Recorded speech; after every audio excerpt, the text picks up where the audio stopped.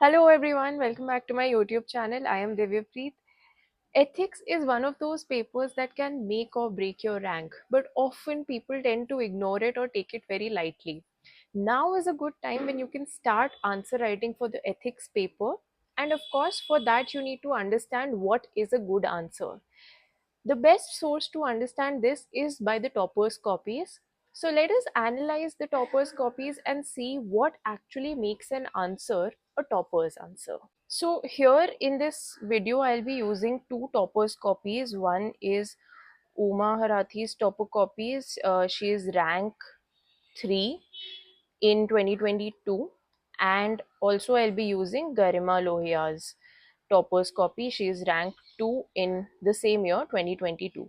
Both of them have scored really well in ethics, so it makes sense for us to take out learnings from their copies. So first thing that we can extract is meeting the demand of the question. So this is essentially a two-part thing. First, you will have to understand what is the demand of the question, and second, you have to address the demand of the question. Look at this question.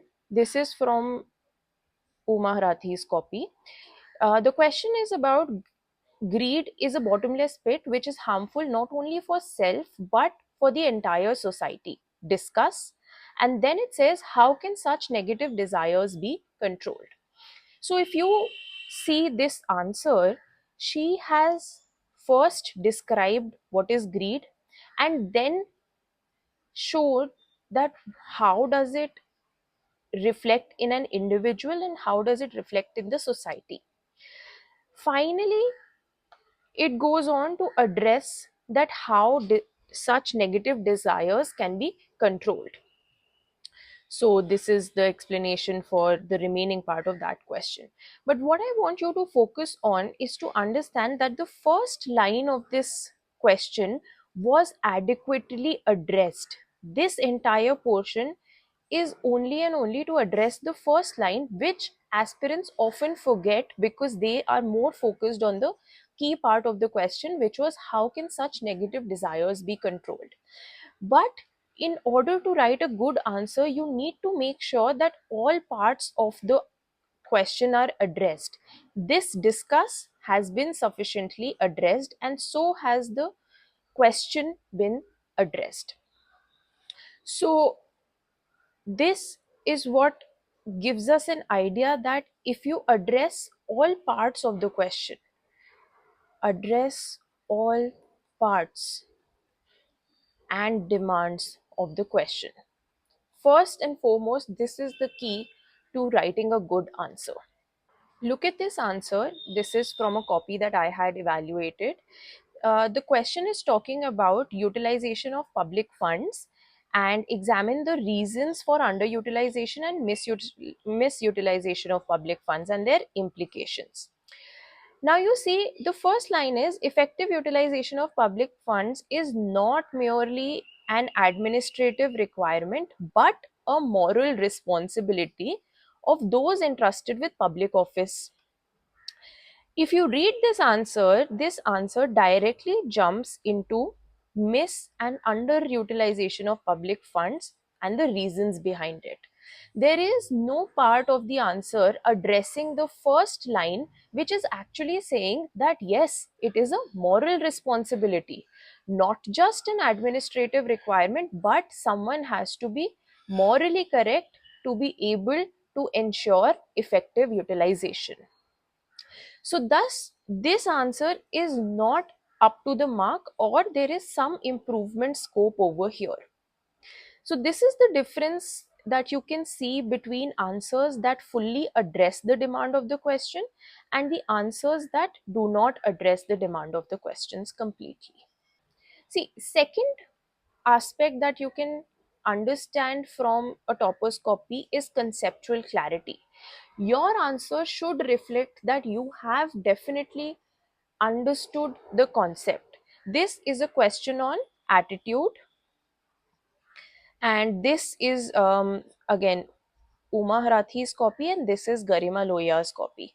So I've put them parallelly so that you can analyze that both of them have written an answer to the same question. But what you can see is that both of them have given the definition of attitude. This is also the definition of attitude.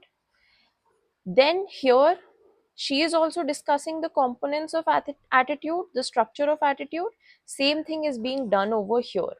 Now, what this entire page, both these pages are reflecting is that both of them knew their concepts very well. So, it clearly reflects that no one is bluffing and the conceptual clarity is there, which is very important for the examiner to understand through your answers. Third aspect in terms of writing good answers and an often debated part is, should you be writing in points or paragraphs?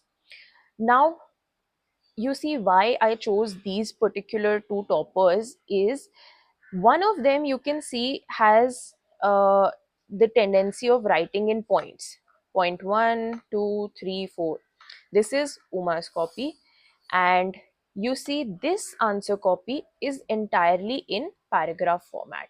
This is Garima's answer copy.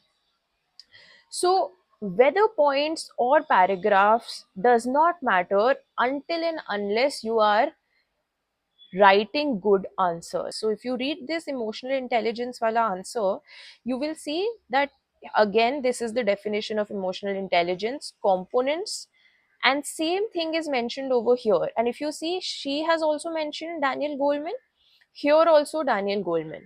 So effectively the ideas match, the concepts presented are the same, only the presentation is different. So present the answer in whatever way you are comfortable with. Just ensure that you meet the demand of the question, reflecting your conceptual clarity.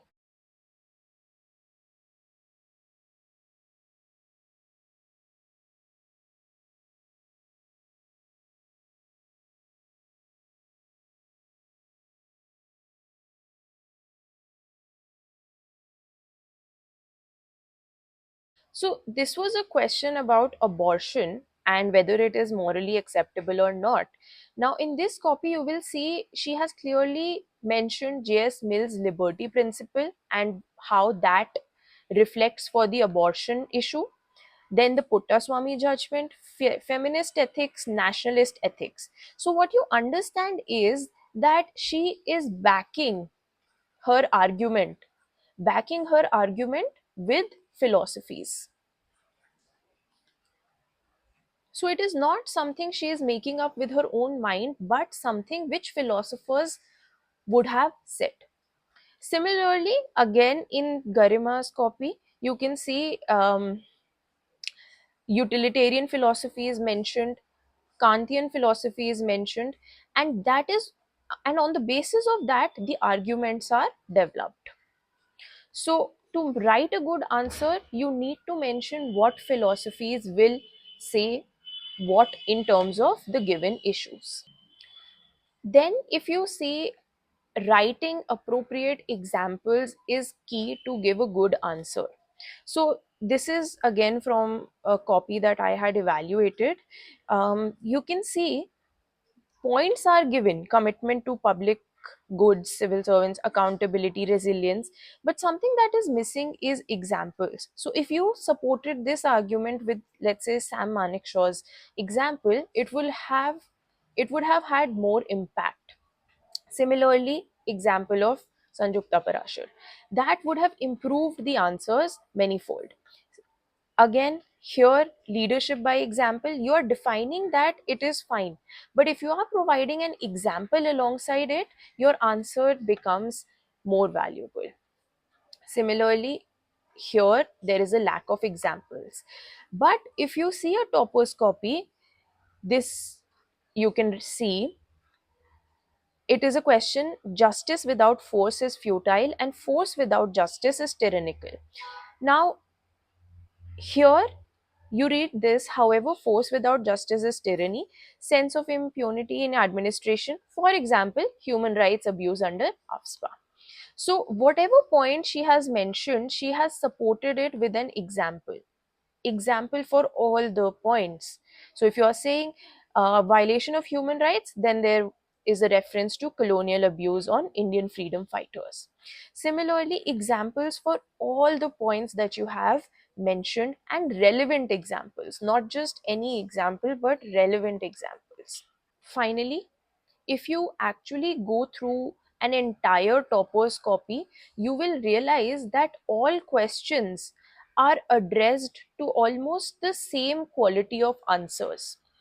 Now, what happens due to this is the examiner knows that you can give attention to all the things in an organized manner, and it also shows that you did not run out of time in your exam. So use these learnings of topos copies, incorporate them into your answers, and also you can use these ideas to evaluate your own answers, because now you will have a reference as to what should have been there in your answers and what is missing. So it will also help you evaluate your own answers. All the very best. I'll see you in the next one.